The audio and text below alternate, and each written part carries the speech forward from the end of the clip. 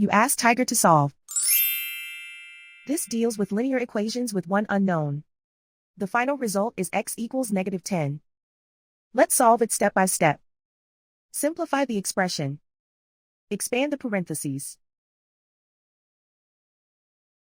Simplify the arithmetic.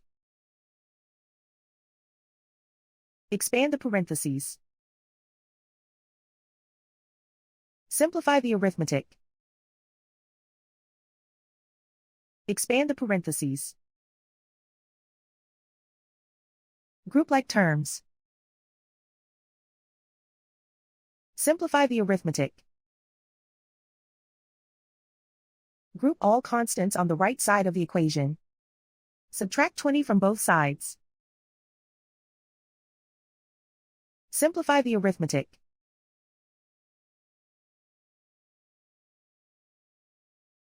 Isolate the x. Divide both sides by 2. Simplify the fraction.